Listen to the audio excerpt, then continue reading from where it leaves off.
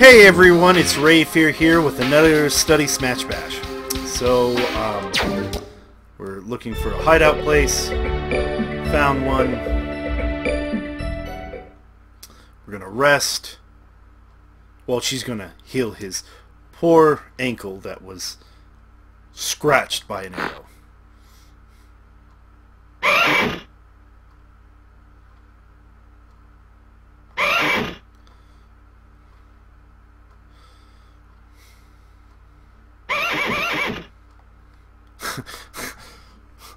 Since we now have the time to explain this and not running from people that are trying to imprison us, explain your life story of what I have missed.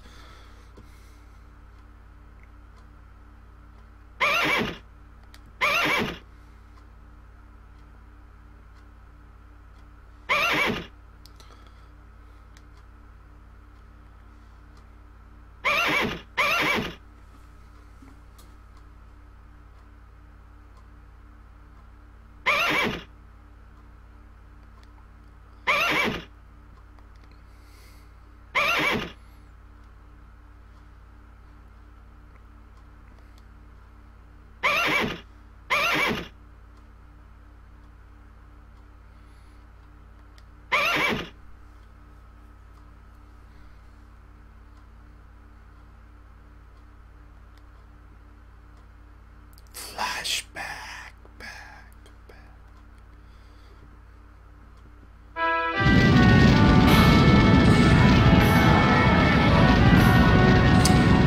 Interesting that they chose the same music that in the very beginning when you walk into the desolation of that one town. Because this is an entirely different town, but they chose the same music to be like, okay, this is devastation music.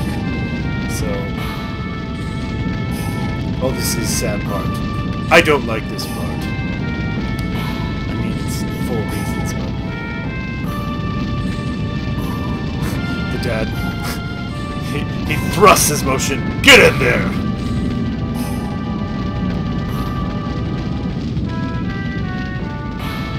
Again, body language. We can understand that, well, obviously, I think a lot of it has to do with the background. It has that very ash and then fire, so, you know, we get desolation. But a lot of the body emotion is helping us why this scene is intense, because they're running into the camera, and so that gives us a sense of, alright, something's going on, and then right there he trips. Poor thing. He trips, so a feel of helplessness, and then, you know, and then it's gone because it fades out.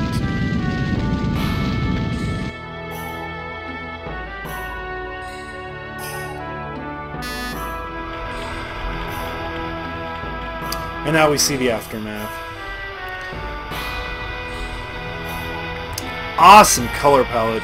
It gives you a sense of a ghost. Like, there was once a thriving, living village here. Just moments. And now it's a ghost town in mere seconds. So...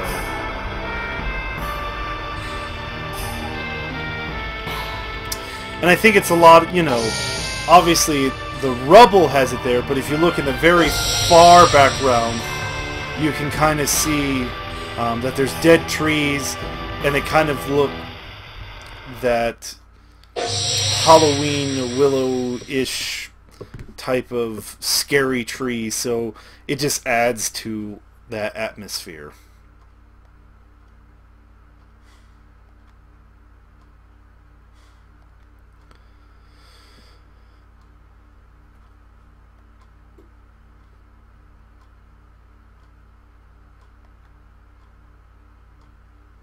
And I think, you know, I guess that also says about characters, because they're running for their lives, because all they know, they might get caught, and then they all die.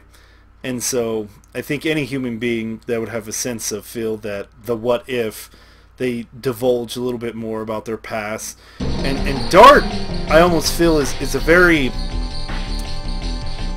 I would venture to say he's a very introvert. He really doesn't, he really keeps to himself a lot. So so to help him to be able to explain this, because she even says, you know, well, I knew I would tell you, you would tell me one of these days. And I think kind of driving with the story, why the reason why he divulged that right now, at least in the sense of mind that I'm thinking of a character would think, it's because, you know, they don't know if they're going to live or die. So...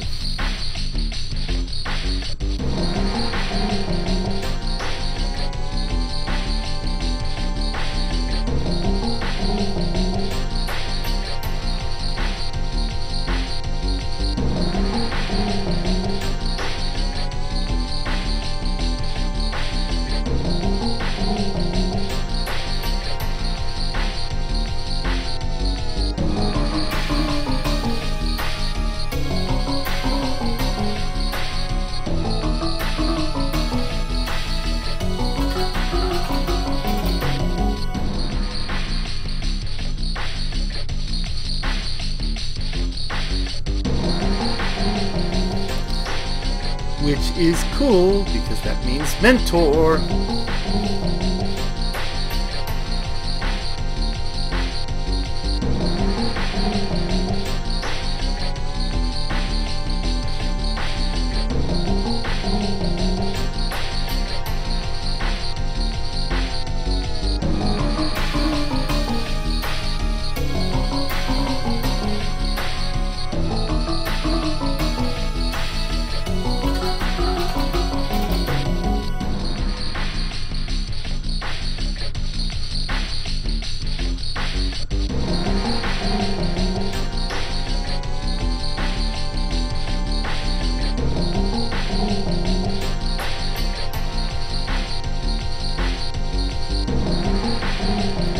And then giving motive to the character to continue on. So, you know, his overall goal is to find out this mystery monster. And then, you know, Levitt's very good about trying to get him to go together. For those that have experienced, like, an RPG that you actually roleplay, such as D&D or... that's the one that comes to mind. There's a whole bunch of others out there that I know that are very good. White Wolf, there we go. I wanted to name something else besides D&D. But all those types of games that you play, when you're ever a GM or DM trying to get players to get along and to go, you're always thinking, okay, so how do I get this character to go along with the group? And it's funny that that happens when it comes to players PCing, but we saw that little evidence in the story, because you have to give motives to characters to continue on to the reason why I should be with this character, instead of just like, oh, I'll just go along just because. I mean, I guess there are those characters, because, like, some characters don't like to make sense out of their life. I think a prime example of that would be like Harley Quinn. She's kind of chaotic, even though she's evil. But she's one of those characters that could choose that exact choice because she's chaotic. Yes. Go. Volcano. I think it's like a praying mantis spider. Oh, a mantis. It is a mantis. It has one eye.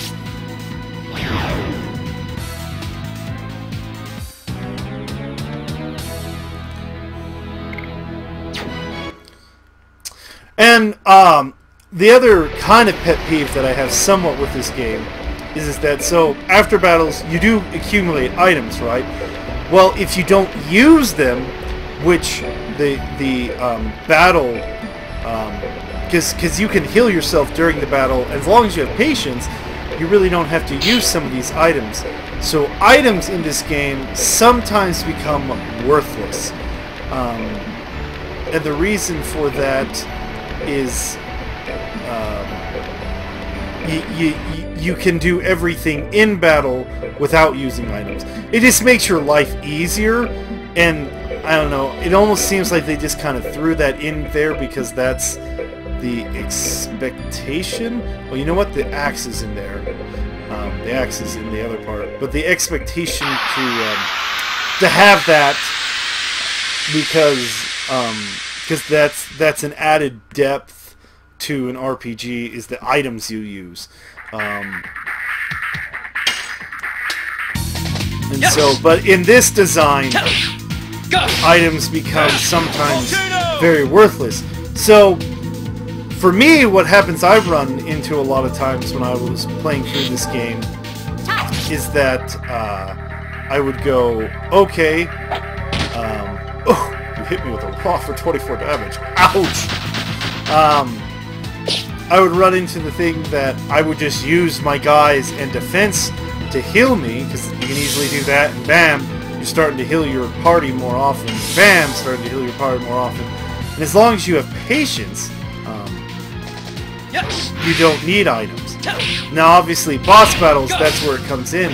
But sometimes, like, there's a really cool item, and then my items are full, and then I have to go now and scroll down, and I'm like, okay, what really items are valuable that I can throw out or that I can keep? Because it does give you the option. It just doesn't say, hey, here's this item and your items are full, so now you can't get it. The game does allow you to go through your items and then discard anything you don't wish you want. But I always run into the problem that it's like, you know, it seems like I have all the stuff that I need.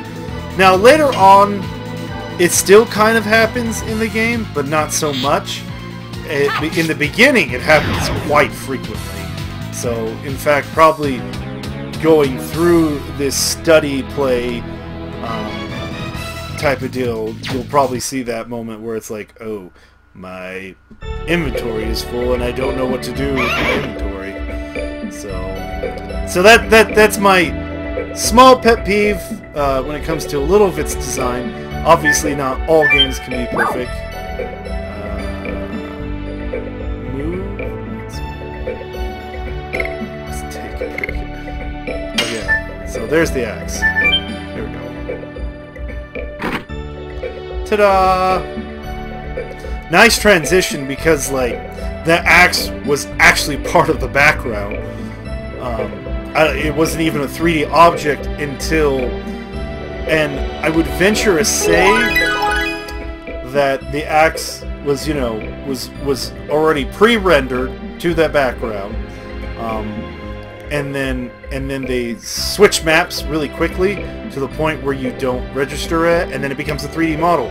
Because the other reason why you can tell that is that the axe in the background is a different color and is really hard to notice comparative to things that are 3D, because when you pick it up you see the different colors and then it has a shape to it. So maybe I should have took a break. I don't think that heals you, though. Maybe it does. Either way, I won't worry about it right now. Because a lot of these enemies are very easy, very quick, very simple to defeat. Except for, I guess, those moles. Throws a rock for 24 damage. Yeesh! Alright, and we'll end it there. Well, I mistakenly went forward, so we're going to end it in a second, as soon as he chops it down.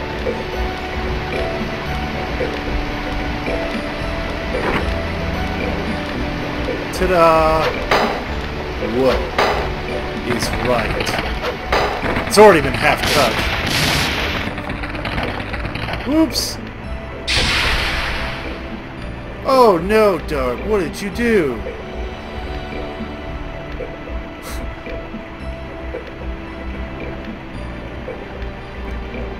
So there we go. Now I will end this. So thank you for watching. Come again for my next time, and you all Have a good day.